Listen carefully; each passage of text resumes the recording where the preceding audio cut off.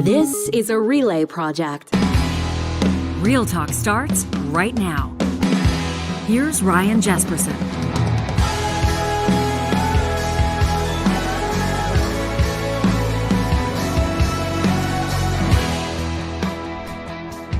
It's September 15th. It's Thursday. Ryan Jasperson here with John Hicks.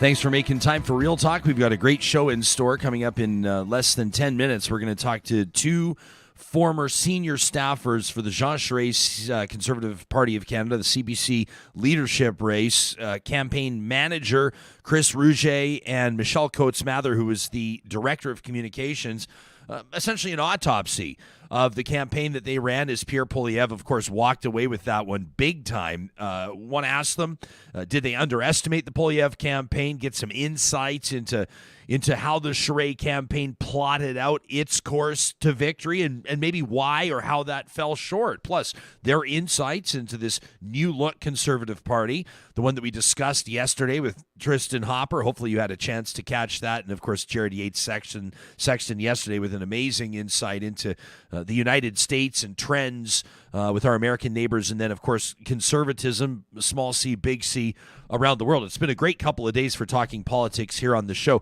We're also going to check in about a half hour with Gary Mason, a columnist for the Globe and Mail, one of my favorites. I don't know about you, but I look to Gary's columns for insights across the country.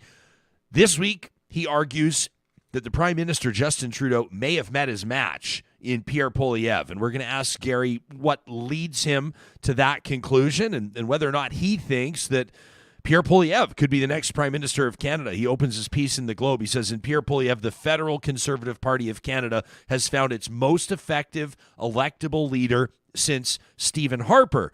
We talked about these leadership race results, overwhelming results for Pierre Poilievre. The numbers, we talked about them with Charles Adler a few days ago. Mr. Poilievre on the first ballot, 68% of the points, 71% of the votes. That's the biggest victory in the history of this Conservative Party's leadership races. It eclipses what Stephen Harper did by a couple of percentage points back in 2004. So as Gary writes, Gary Mason in the Globe, there's no question over who's in charge of this party. I don't know if you can totally say that Erin O'Toole had that confidence or that Andrew Scheer had that confidence behind their leadership. But there's no doubt, argues Gary Mason, that Pierre Poilievre does. So what does this mean for the federal political landscape? We'll get into that. And then some news that's just broken a couple of hours ago. Johnny, I don't know if you're a huge tennis guy. Are you a big tennis fan? I would not say huge tennis guy. No. Okay, my parents are huge tennis fans. Yeah. I respect tennis. I don't know a ton about it. I kind of know how the scoring works. And I certainly recognize that these athletes are among the most impressive on planet Earth. Mm-hmm. One of the greatest of all time, Roger Federer, announcing that he's about to play his last tournament, announcing his retirement today. 20 Grand Slam singles titles, one of the all-time greats. So Federer walking away at 41 years of age. Says he's got to listen to his body. Says there's been some injuries, some surgeries, and his body's telling him it's time to hang up the shoes. But he describes tennis as his true love. He says, I will never walk away from this game. So who knows what his future looks like. It's not baseball. You got to be in tip-top shape to play tennis. And we're seeing that now with even we thought, Serena would keep going, and it just your body gives out, right? It happens. So two of the all-time greats, I think, and I'm not in a position to say I am not the authority, but on tennis. I think that you can say Serena Williams is the greatest female player of all time. I'm pretty sure tennis, that's a safe. For sure. I think she's up there for argument. She's arguably one of the greatest athletes of all time. I would argue her, Simone Biles, some other people are right up there with the most decorated, most of all time. Who else would be? I mean, I shouldn't even be doing this. I don't even know tennis. I will, like Martina Navratilova or Billie Jean King, or I'm trying to think of some of the other I think growing up, like my era as a kid, I guess Chris Evert was one of the big ones, but she's not. I mean, Serena blows her career out of the water. So Federer and Williams in the same year. Look at that, right? I remember hearing a story about the Federer entourage and people talking about like his family would travel with him on the tour. Nice. And so if they were, they're off to Australia or they're off to Wimbledon or they're the U.S. Open, whatever they were doing, the private plane would have like him, his staff, his trainers, his chef, his kids. I like it. Each of his kids had a tutor. And they just said that this Federer entourage would arrive at tennis tournaments with like 40 people. Absolutely amazing to wrap your mind around what life would have been like.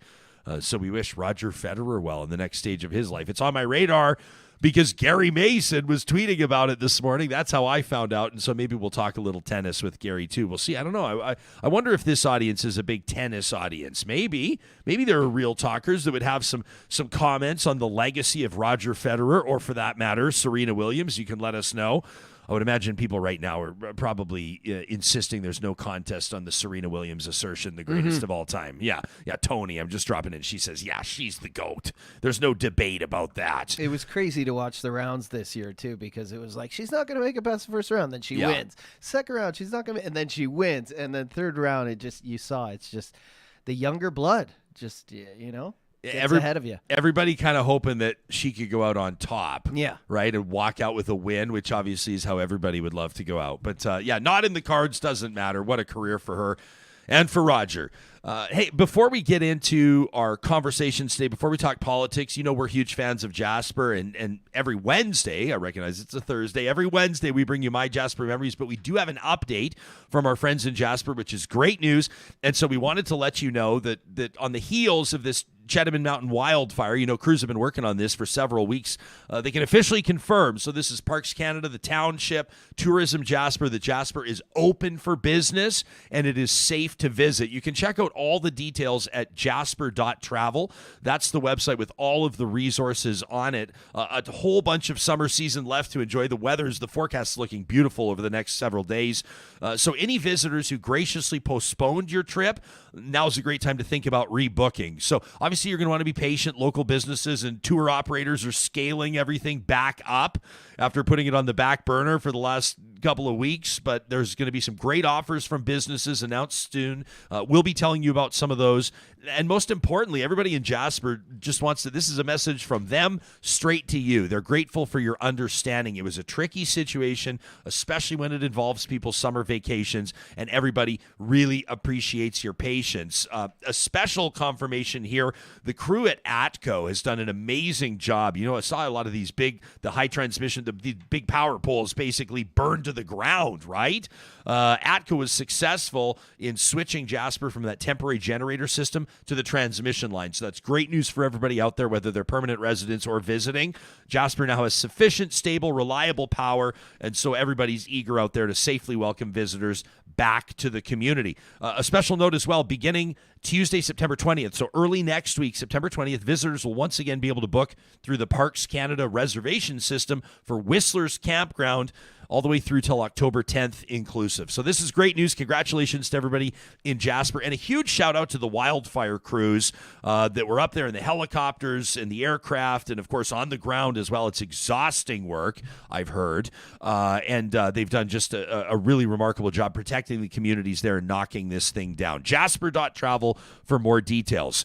We'll talk politics with the two senior staffers, and we're talking Director of Communications and Campaign Manager for the Jean Charest campaign in just a second. Before we do, though, I know for a lot of people, your kids have gone back to school this fall, or maybe your friends, your colleagues starting a new job, a new position, and you're starting to look at new opportunities. Your best move right out of the gates may be to check out athabascau.ca. Athabasca University is Canada's online university, world-class accredited online programs and courses offering flexibility. That's key to learn at your own pace on a schedule that suits your lifestyle. So you need to step away, a family emergency, or maybe an opportunity to get away for a little while. You're not going to fall behind in your courses because you're managing how those courses are going based on your availability. It's why tens of thousands of Canadians look to Athabasca University at athabascau.ca. Let me tell you about mealtime in our house. And I'm not talking about the humans. I'm talking about Moses, our boxer, and Monroe, our lab. Right around 6 o'clock, they start to get restless because they know what's about to happen. I'm going to go to the fridge and I'm going to get the Grand Dog Essentials quality raw food. And I'm going to put it out on their eating tray, which we also got from Grand Dog under the Shop Now link. You can check it out. Moses and Monroe each have their own special food customized to their dietary needs. They've been eating Grand Dog Essentials quality raw food for a few years now, and we have seen amazing health benefits. I trust this food. So can you. You can check them out online at granddog.ca. The promo code REALTALK knocks 10% off your first order delivered to your door. In Metro Calgary and Edmonton areas, they're expanding into Central Alberta as well. Granddog.ca. And we do have human supper time, too, in our home. Right around 6 o'clock. So. The humans get excited, too.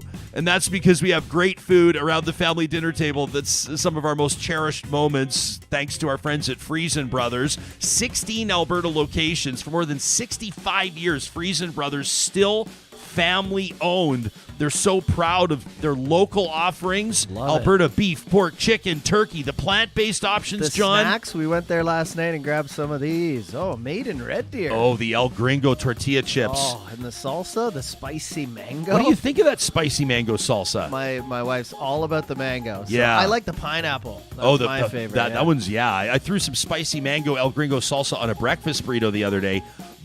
Bingo, baby! You can find out more about Friesen Brothers at friesen.com. Don't forget, 15% off. First of the month, anything over $75. You don't always get an opportunity to have a conversation like we're about to have right now. In politics, typically, when a side gives it their all, a team comes together for a candidate, and they fundraise, and they strategize, and they knock on doors, and they put on events, and they facilitate interviews. And then they lose, and they lose by probably more than they'd like. You wouldn't blame these team members for taking a few weeks off, a sabbatical. I don't want to say lick their wounds, but take some time to regroup and to catch their breath. But these two have agreed just days after the Conservative leadership race results were announced to come on here and talk about their candidate, Jean Charest, who was unsuccessful in his bid to lead Canada's Conservatives. Ran a dignified campaign nonetheless. Chris Rougier is a partner at MPH Agency, the former campaign manager for Jean Charest. Michelle Coates-Mather is the founder and principal consultant at Presence and Influence, the former director of communications for Jean Charest. To the both of you, welcome to the show. Thanks for making time for us, looking to this conversation, talking some politics in Canada. Chris, campaign manager, where's your head at a few days after the results were released? Your guy didn't win. Well, it took me a couple of days just to recover and sleep. I'll admit, with every campaign, you push right through to the end, and it wasn't the result we wanted. And that's unfortunate, but we ran a campaign that I'm extremely proud of. I think we delivered some really good policy options. We delivered an excellent alternative, and we drove the debate of the race from beginning to end. So the result was a clear win for Mr. Poilievre, and congratulations to him and his team. They also worked extremely hard. But I'm looking at this and looking back and saying we ran a really good campaign. Really happy with the things we did and the things we said. It just wasn't the result we wanted. Yeah.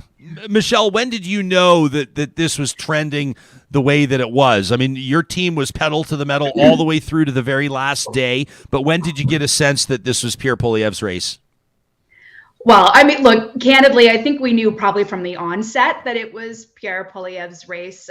I mean, there really can be no doubt about that. We were up against a movement, but the reality is, and those of us that have been engaged with party politics for years now know, when you care about your party, you get involved, you get engaged in the discourse, no matter what the outcome might be, right? Because that's good for party politics. It's good for our democracy. So we fought until the end. We knew for sure, I would say pretty well the week before the final result, where this was headed. So we were prepared. Our candidate was prepared for the outcome.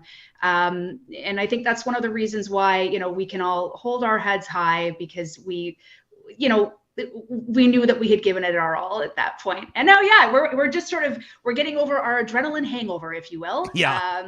And processing all the information. And I'm sure there will be, lots of lessons to learn from this too. Yeah, no kidding. There were a lot of things about this race. It was one of the most expensive leadership races in party history. I mean, over $300,000 to play ball there, right? Which was a big deal, and obviously pretty high profile. A lot of memberships sold. What did that tell you, Chris, about the party itself, about the Conservative Party itself writ large?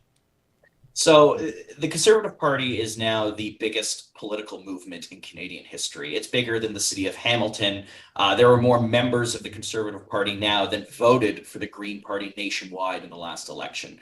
The reality is that the engagement level, the people that are getting behind the party and Mr. Poilievre is massive and unheard of. And anyone, whether you're the Liberals or any other opposition, need to take this seriously, need to take the frustration and the anger that is out there and that is mobilizing people seriously, because it's no longer something that you can just brush off.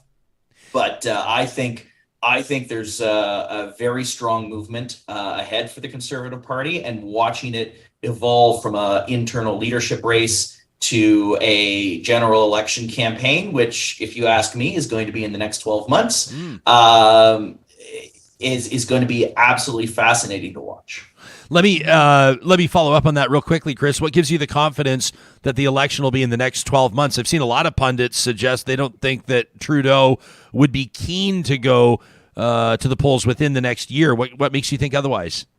I think Trudeau has time and time again underestimated the frustration that is out there. He has underestimated the anger that is directed at the federal government.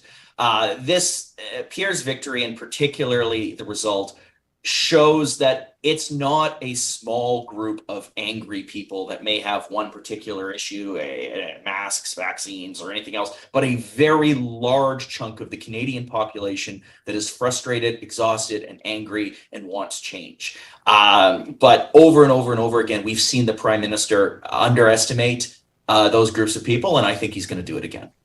Michelle, I know that we're just at the outset of this interview, but I think that I've already got my poll quote when you said we were up against a movement. How do you characterize? I mean, I think we can see it, but how do you characterize it? How do you describe it? What is the movement? Yeah, that's it. I mean, that is the question of the day now, isn't it? So, yeah. I mean, I think it means a lot of different things to different people. I think those that are quick to dismiss the movement as, anti-vax or fringe are really missing the big picture. I don't think it's as simple as that. There's a reason why, Trudeau's polling has, depleted. He is past his expiry date, and it's not just because we're heading into likely what will be a change election, but because he has been incredibly polarizing. The reality is we're seeing that polarization, I think, happening on the right and the left. Let's be candid about that.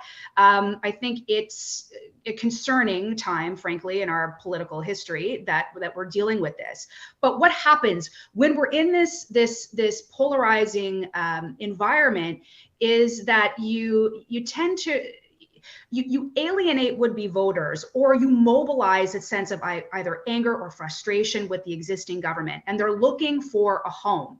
So I think this movement is much more than people who were mad about what happened with COVID, but I think it's been brewing behind the scenes for some time. I don't think it's a mistake that Mr. Poilievre was able to capitalize on such a huge membership drive, because this is something likely that he's been working on for at least 2 years now, since he stepped out at the last race, and that was before COVID had hit us. So I think this movement really comes down to this idea that people are very much interested in getting engaged in the political discourse more so than they have been ever before, because they're not happy with how things are going right now in this country. They're tired of identity politics.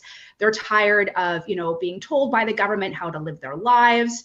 But at the same time, we need to remember that not all Canadians really tap into this polarization either. Yeah. Hyper-partisanship, hyper-ideology, both Trudeau and Mr. Poilievre have to get outside of their own echo chambers here as well. I think when it comes to really capitalizing on this when it comes to the next general election. Yeah, I think that's a great point.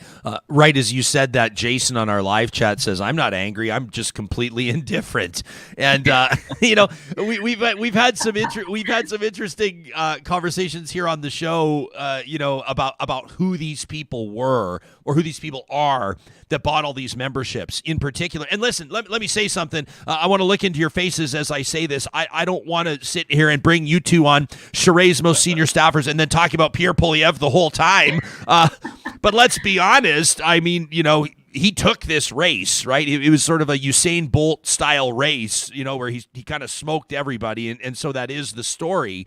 But a lot of people are wondering what identity this gives Canada's Conservatives, right? I mean, even prompted just yesterday by his spat, if you will, with David Akin at his first news conference. And I don't think that, I'm not giving David Akin a pass here. I don't think Akin looked particularly good in that exchange, but at the same time, you see that kind of snarly, condescending, sarcastic vibe that Pierre Poilievre can give off, and you see who he mixed and mingled with and rubbed shoulders with, and marching with James Topp and supporting the convoy, and you've seen the acronyms now. I mean, CPC. People are saying, is it the Convoy Party of Canada? I mean, is this something? I mean, you two are master communicators. This is your craft. Can the Conservative Party quickly move on from this? I mean, there's all this talk about the big tent, but I think a lot of people right now, especially with this leadership win, that are maybe on the outside looking in, or maybe these, like this viewer says, somewhat indifferent. They're not sure if there's a place in this party for them. What do you guys think? I think from the beginning, the Conservative Party has always been a coalition or collection of different conservative ideologies, whether it be libertarian conservatives, whether it be traditional conservatives, social conservatives, red conservatives, blue conservatives.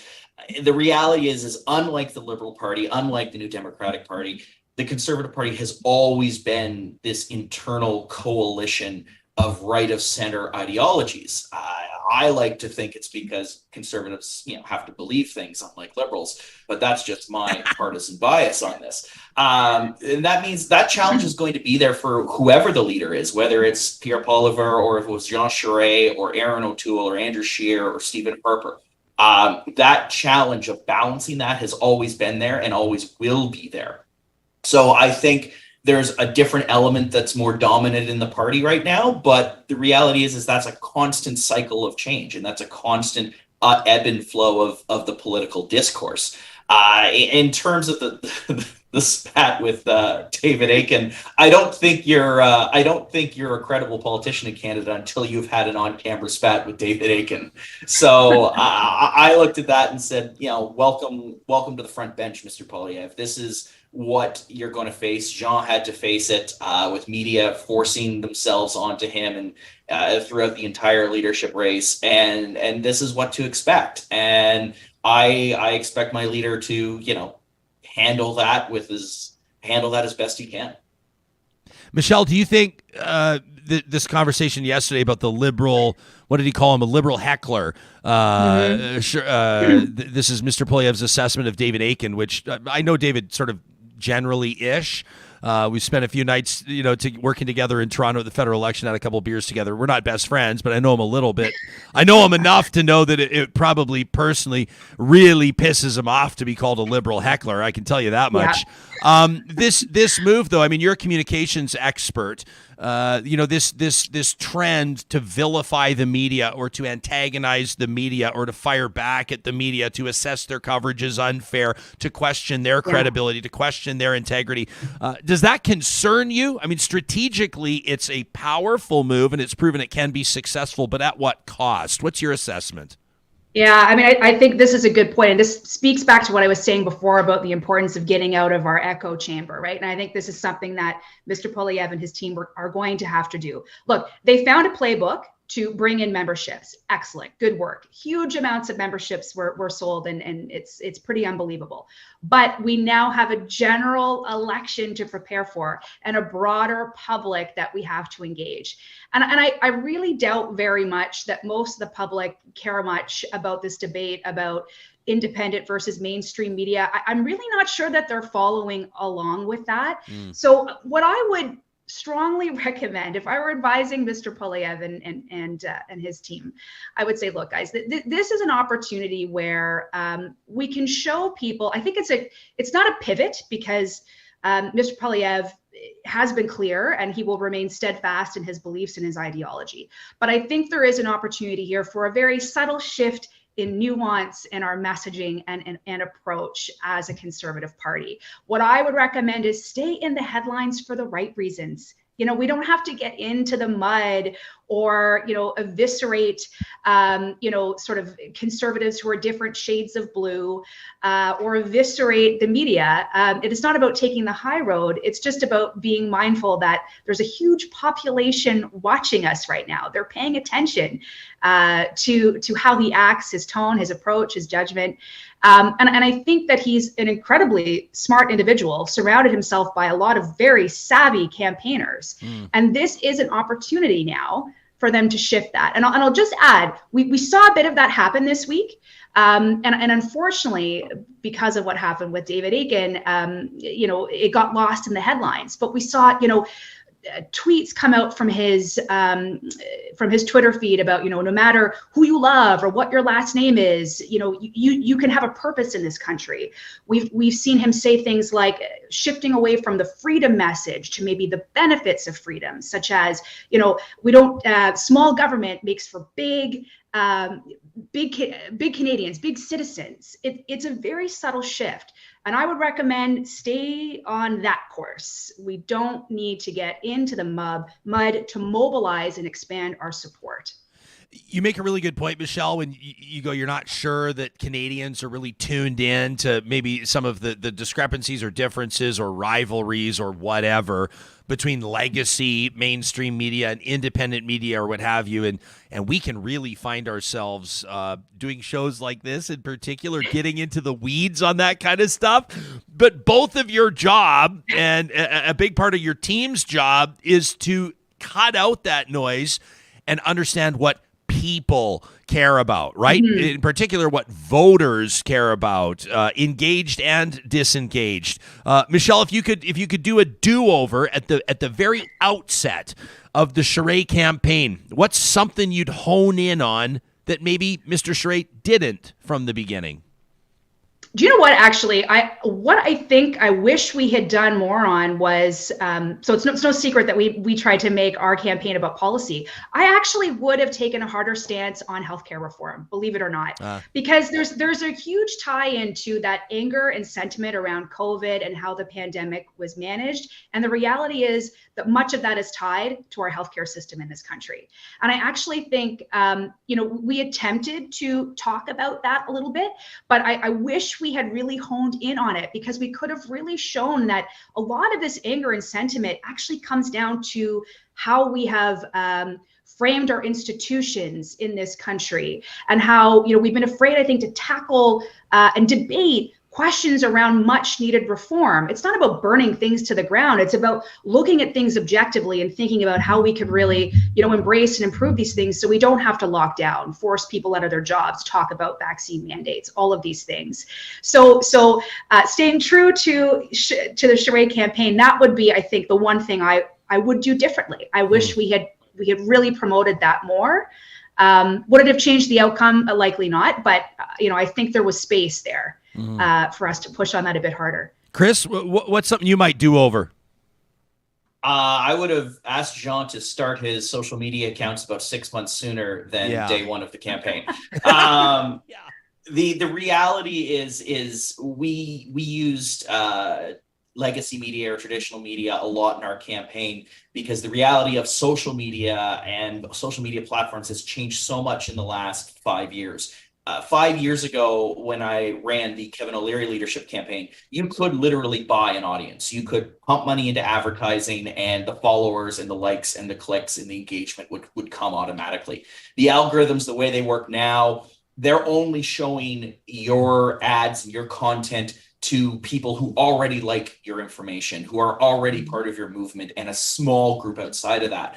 So when you start with zero social media presence, you just can't turn up the volume the way you used to. And so we had to build an organic following, which, as you know, takes years and constant effort to build a true organic following before we'd have any chance of building an advertising or marketing following. But the reality is these things have to be thought about now in a completely comprehensive way. What is it? We always had, back in Stafford days, what were called MEPs, and we ended up having to do them for our events, which talks about every product you need for an announcement. And now it's video and it's clips and it's on and on and on. And the reality is if you're not on every channel, whether it be traditional, whether it be online, whether it be new media, you are missing an important piece of the Canadian audience. Yeah. Mm-hmm. I mean, yeah. Oh man, I'm trying to just to be candid here. It's so true. First of all, to build these followings, it just takes so much hard work, and I think people underestimate what goes into it. But through the course of this race, right, you'd have, Mr.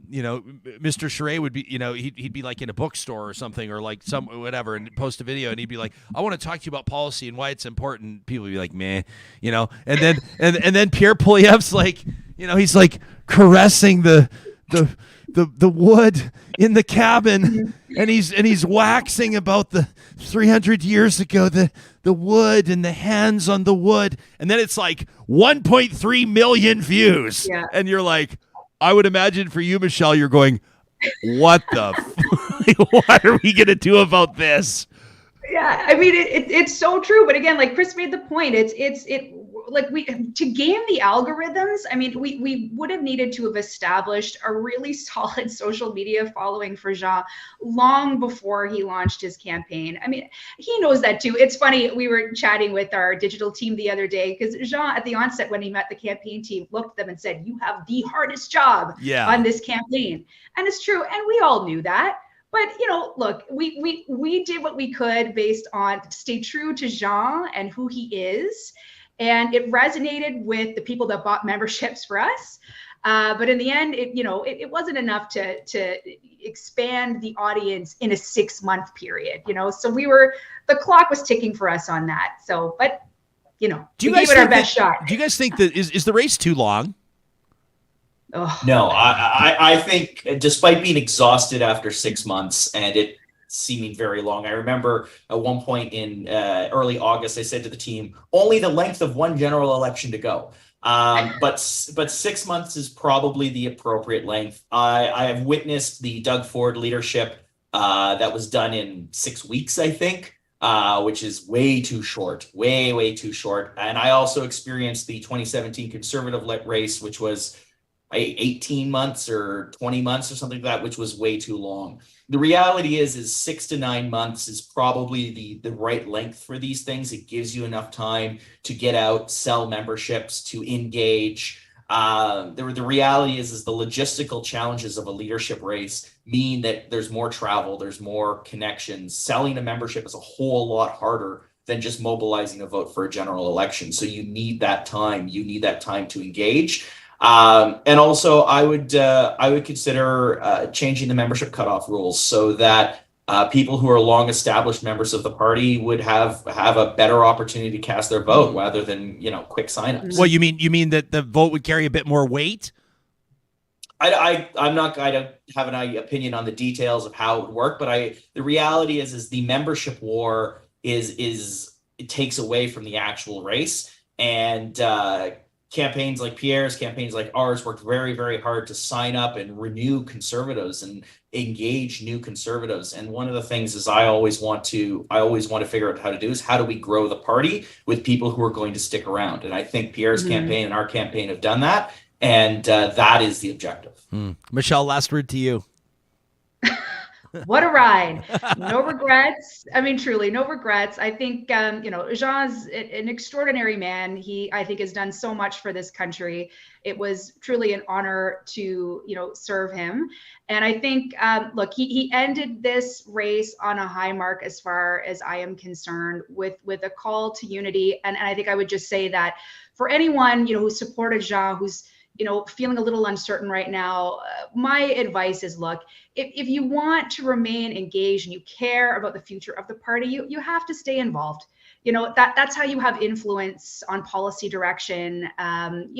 So I think, to me, this doesn't all need to be for naught. I think there's a huge positive outcome, and Jean was a champion for a lot of people within our party, and I hope they all stick around. Yeah, well said. So is it we can assume in closing that the two of you, does Pierre Poilievre have your support? I mean, look, I'll be voting Conservative in the next election. Yeah, same. I've been a member and a supporter of the party for almost 20 years, so that doesn't change overnight. All right, that's Michelle Coates-Mather, founder, principal consultant at Presence and Influence, former director of communications for Jean Charest, and Chris Rougier, partner at MPH Agency, the former campaign manager for Jean Charest. The both of you were phenomenal to deal with.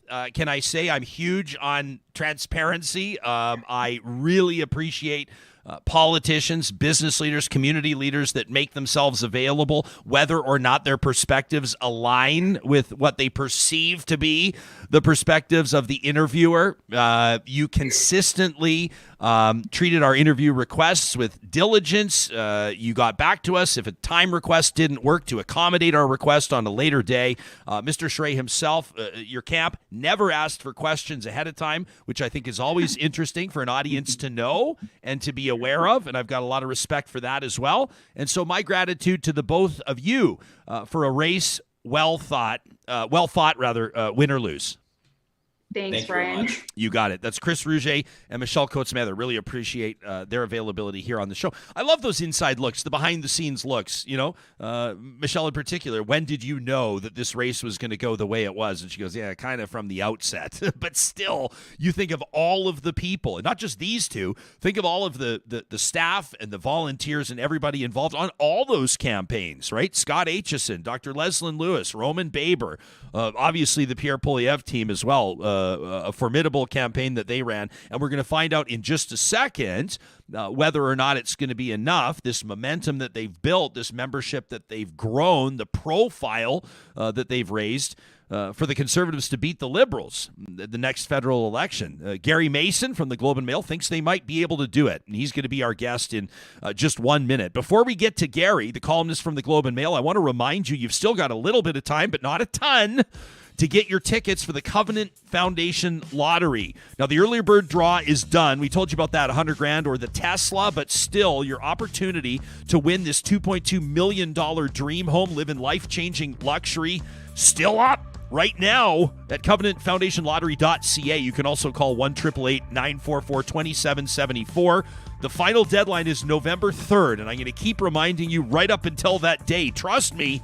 But why wait until the very end to qualify to move into this absolute mansion, fully furnished? Of course, there's trips up for grabs, other vehicles, great prizes, all in support of the Misericordia and Grey Nuns hospitals.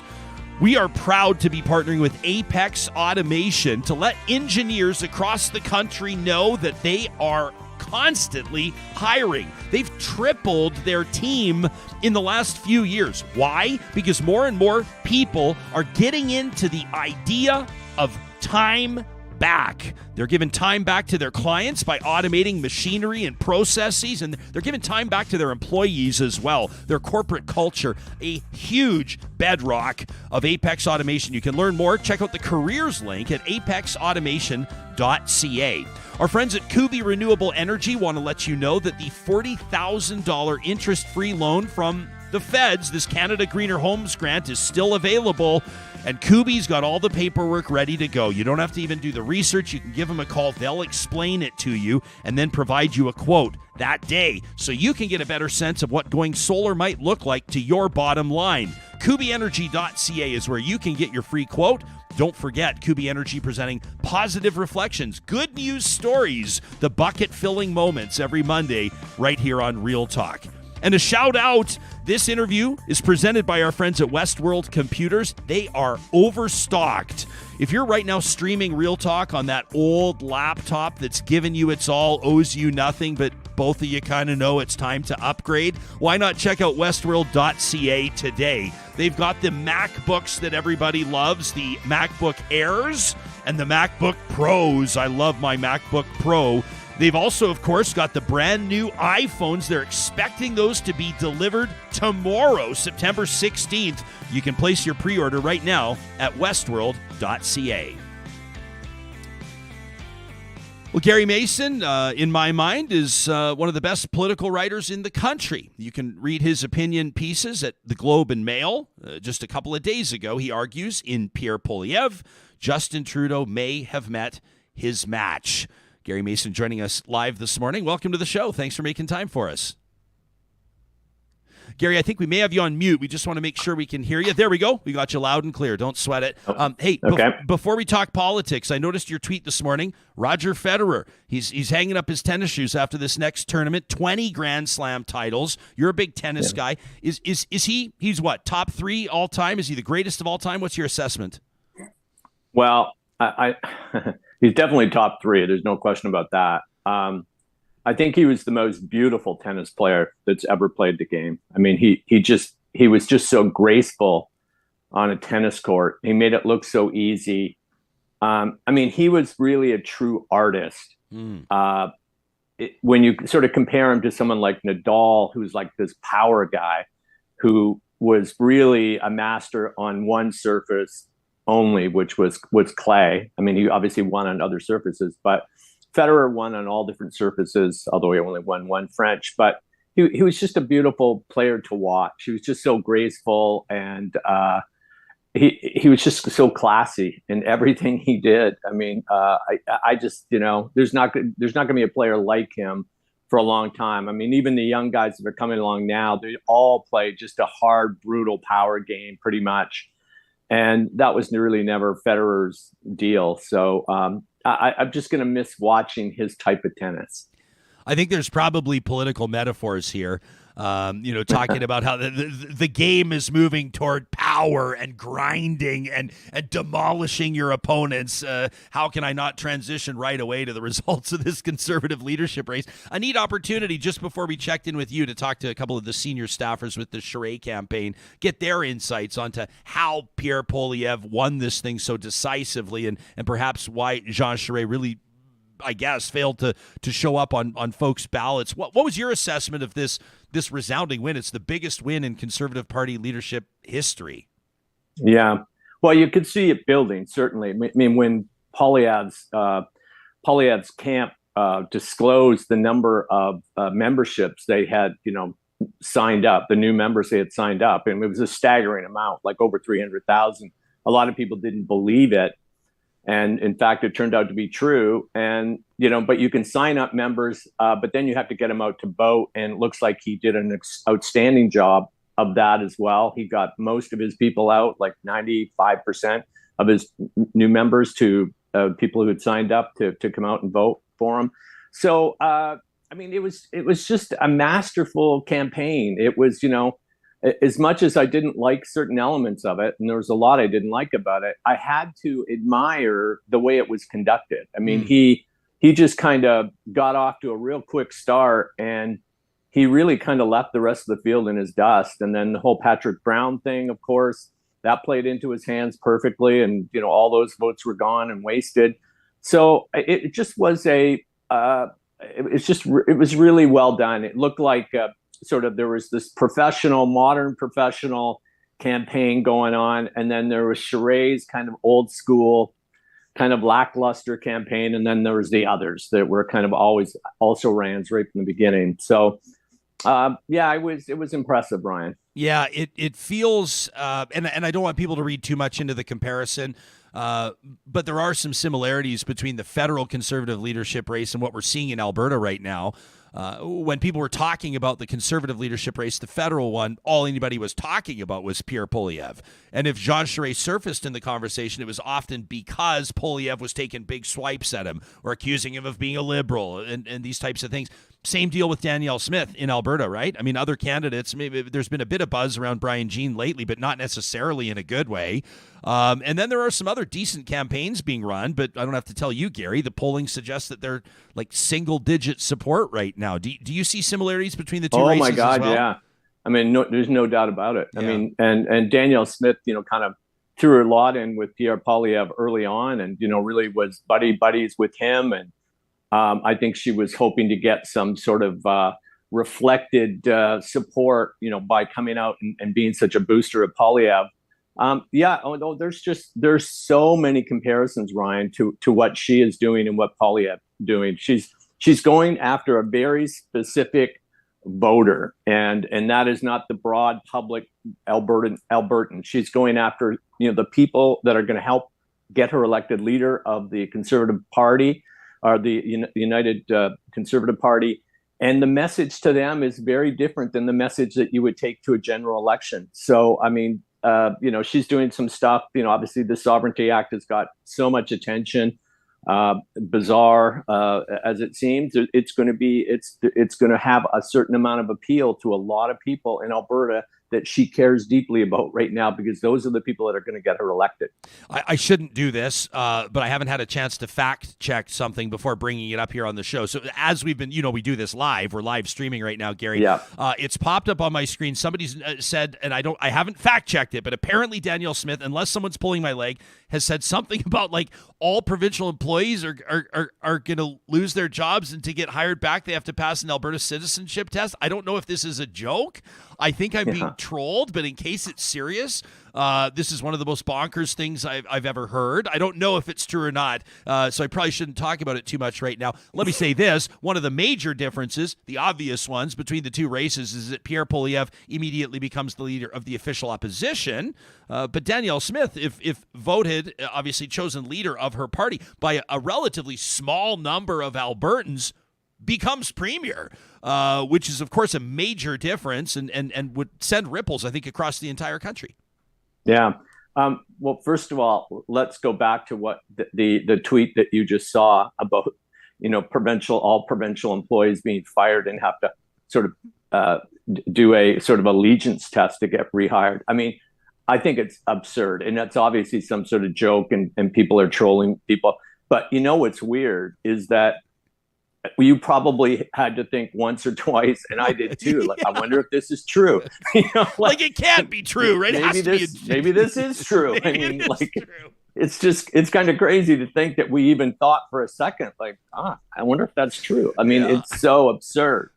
But again, it's so true about our system, and I don't know if anybody's come up with a different one, but a very small number of people are going to elect Danielle Smith, the new leader, or potentially elect Danielle Smith to be the new leader of the United Conservative Party, and having campaigned on all these wacky ideas, and then she's going to become the premier of Alberta, sort of fronting these wacky ideas that nobody else in the province has raised their hand and said, I'm all for it. The most people are thinking like, this is crazy, or as former Premier Christy Clark said, batshit crazy. Yeah. Excuse my language, but that's what she said.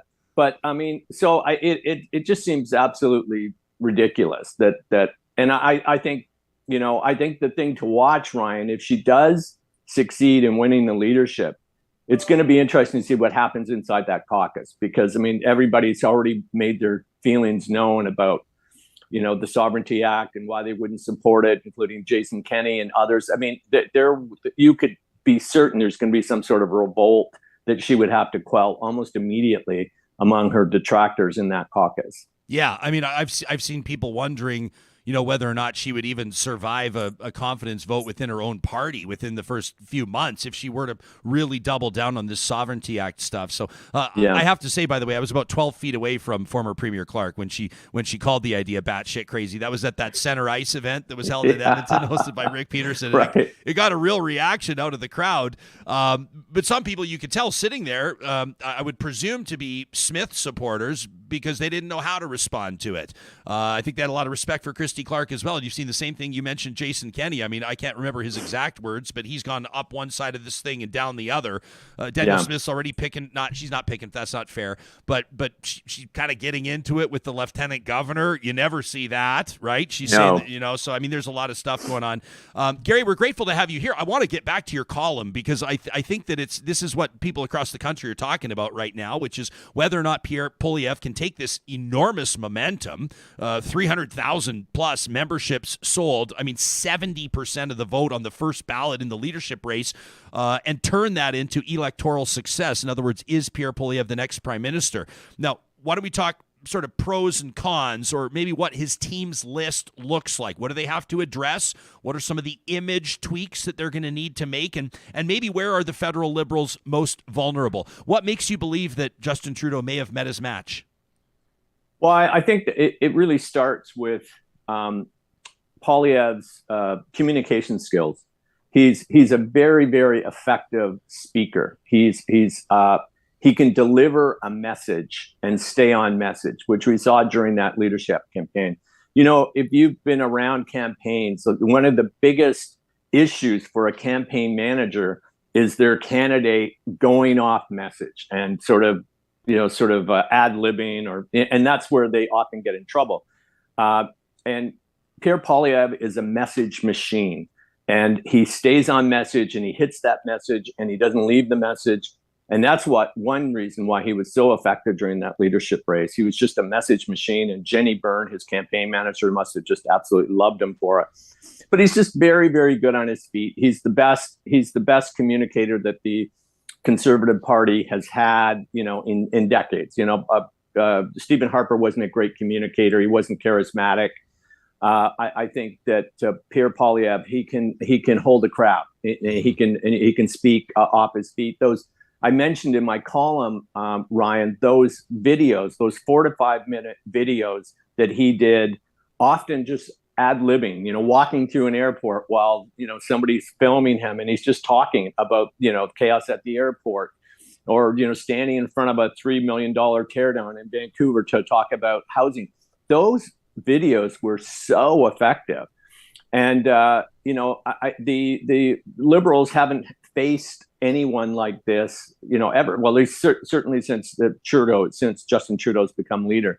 So I think it really starts there. And I think, you're going to see some real battles in the House of Commons when it resumes this fall, because Poilievre is going to be standing up as the leader of the opposition, and he's going to be relentless.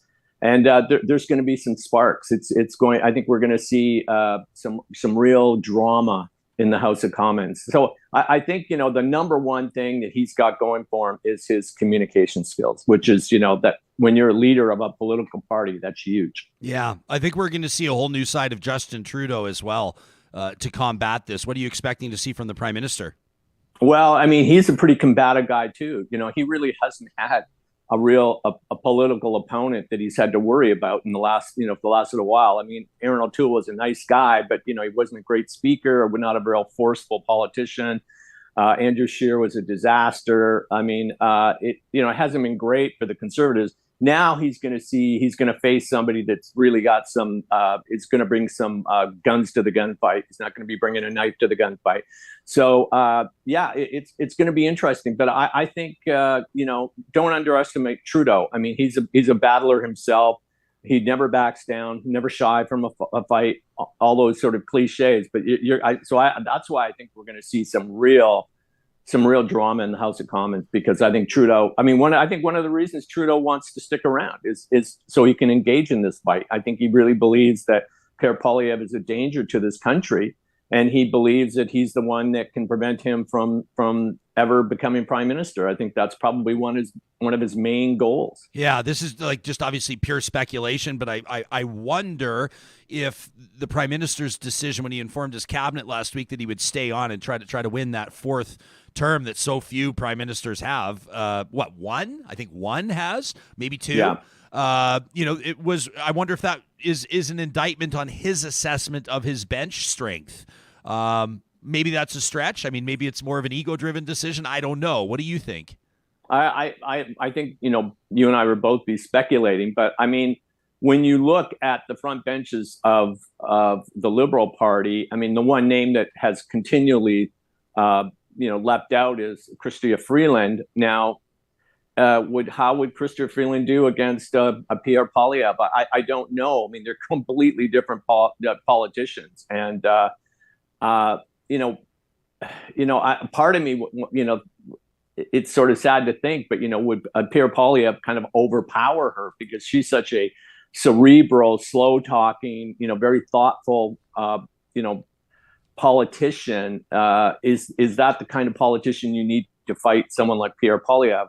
I don't know. And I just don't see like a Mark Carney or somebody like that having any success against him. I mean, I guess the biggest problem, Ryan, is that there's so many negatives attached to Justin Trudeau now. Like, he is not a very well-liked politician in broad swaths of this country. And, even though some of the big issues for Poilievre, like chaos at the airport, the passport office mess, vaccine mandates, those are going to drop away as issues that are available to him, as, the year goes by and we get into the next year. But he's constantly chipping away at the Trudeau legacy. And, that does have an impact. You're chipping away at the foundation of that guy's legacy, and eventually things, will fall down and implode. So, I think that, I think it's going to be tough.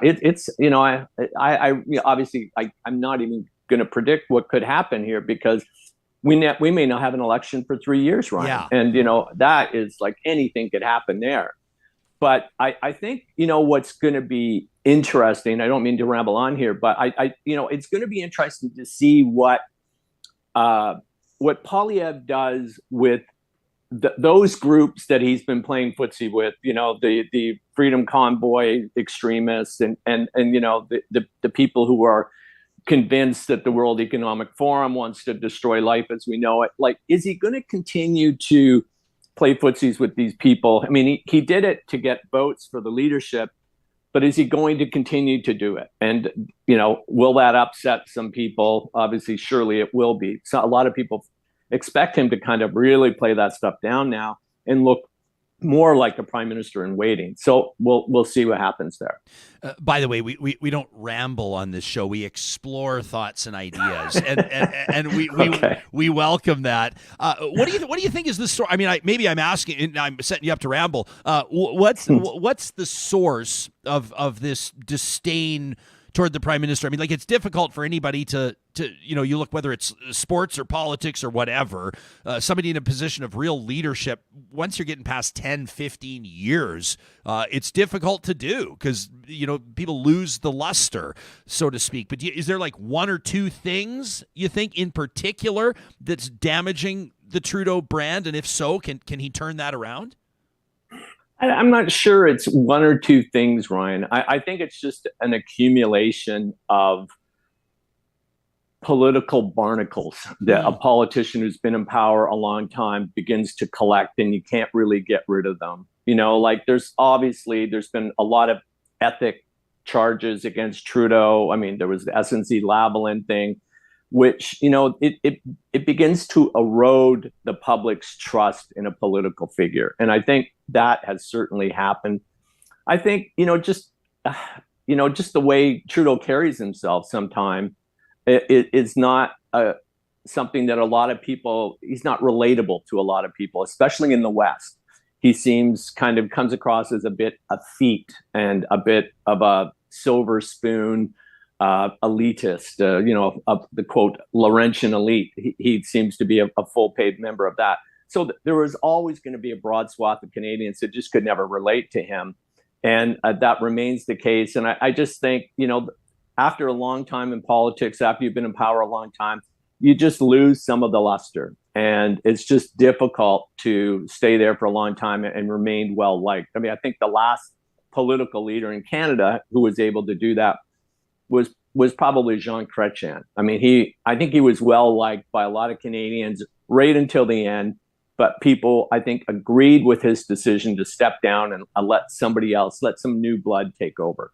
And, that's always a compelling reason to leave. If you've been in power, I guess, Trudeau will have been in power for 10 years. If he goes to the end of this deal with the NDP, that's a long time, and I think, you can easily make the case that 10 years is, that should be it. And you got to let different people take over and let new ideas and possibly a new generation come over and take on some of the huge challenges that this country is facing in the years ahead. Yeah, I was just reading something Pierre Poilievre wrote several years ago, arguing that politicians should be limited to 2 electoral cycles. Obviously, he's changed his opinion on that, I suspect.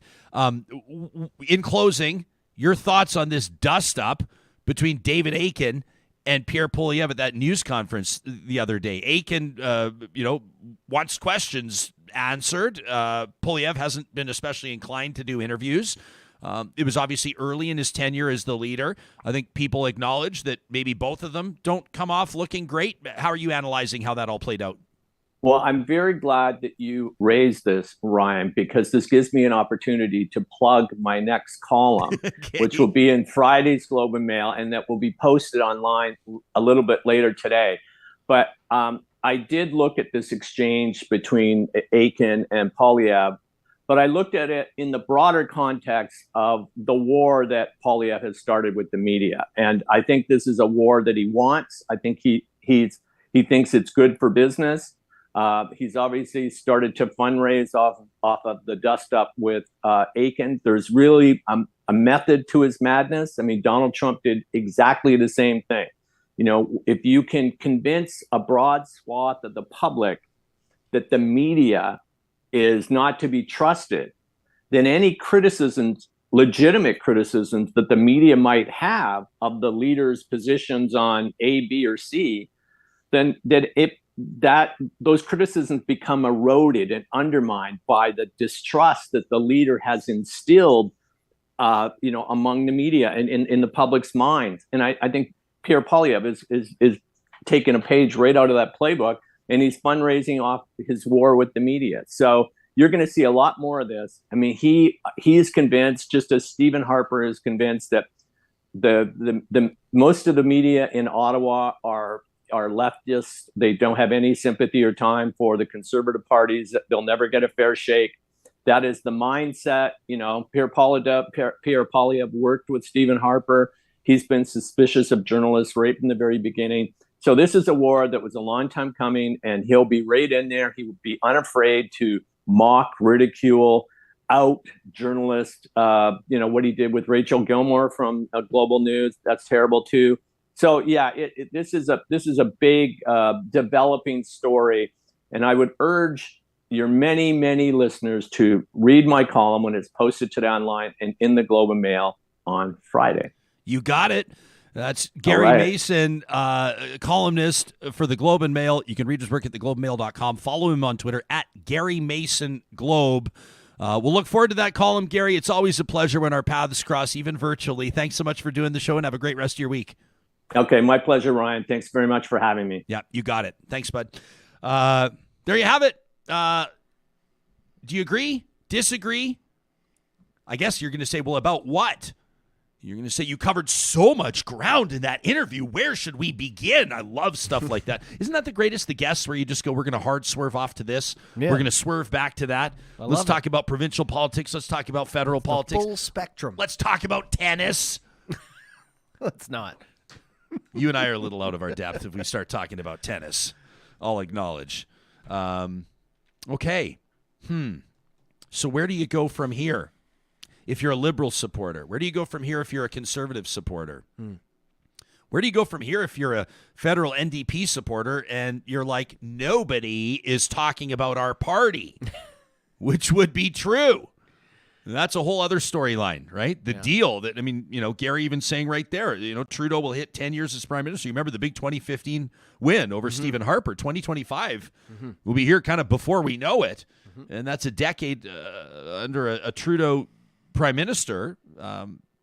This only happens if the NDP remain, and it's not fair to say enamored, but if they remain respectful of this agreement that they've struck. And in order for that to happen, Jagmeet Singh's made it very clear that they better see some progress. They better see some movement on their top priorities, which would be probably good, right?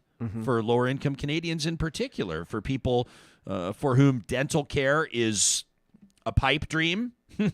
We talk about universal health care in Canada. It doesn't include dental care. Don't have to tell you if you're on a fixed budget, you haven't had your teeth checked, let alone cleaned in the past number of years. What about pharmacare? What about people that every single month are wondering how they're going to come up with the cash that they need just to get their meds?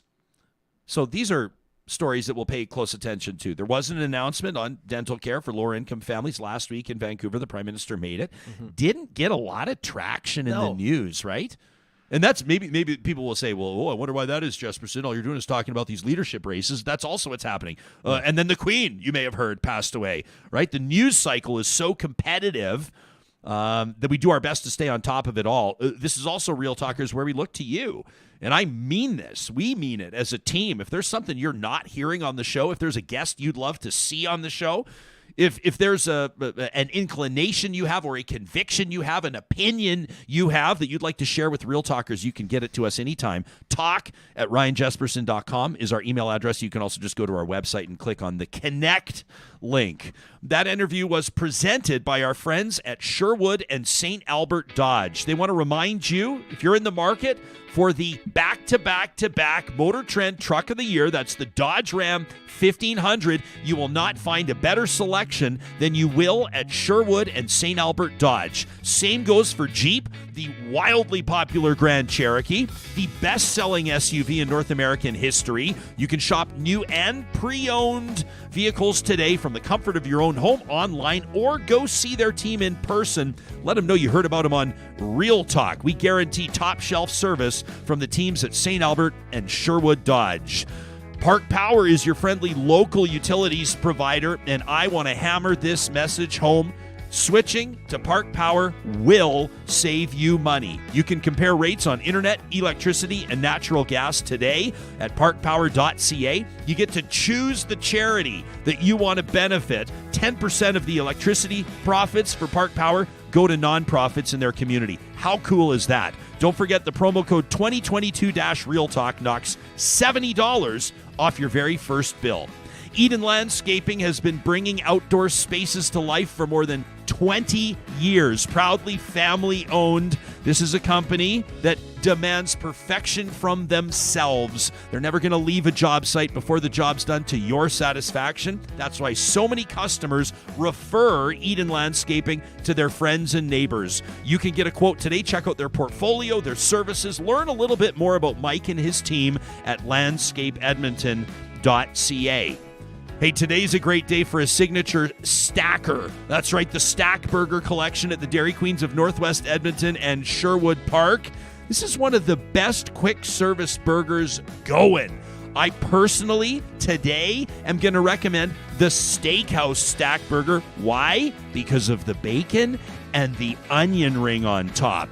But you make your own choice. The Flamethrower is a great one as well if you like a little heat on your burgers. These are the Dairy Queens in Palisades, Nemeo, Newcastle, Westmount, and Baseline Road. We are so grateful for their support. And don't forget, tomorrow, another edition of Trash Talk coming up. That's presented by our friends at Local Environmental Services. If you're listening in today from Alberta or Saskatchewan, if you're a small business owner, heck, if you're a big business owner, why not keep it local with your garbage and recycling? Local Waste guarantees better service, better prices. Let them show you how they can help today at localenvironmental.ca. So Trash Talk will be a big highlight, obviously, of tomorrow's show. It's a tradition every Friday, but also, Supriya Dwivedi joins us every week. We'll talk about our most recent episode of Seriously. That podcast out just yesterday. You can check it out at seriouslypod.com. It's also going to be Julie Rohr Day in our home city of Edmonton. Julie's husband, David, has agreed to join us. You're going to meet him if you haven't already. Plus, we're going to introduce the winner, the first ever, of the Real Talk Julie Rohr Scholarship. You'll meet her right here on the show. And then, on the heels of their brand new show launching on Czech on the West Coast, Linda Steele and Jody Vance returning for our Real Talk Roundtable. It's going to be one you won't want to miss. We'll see you then.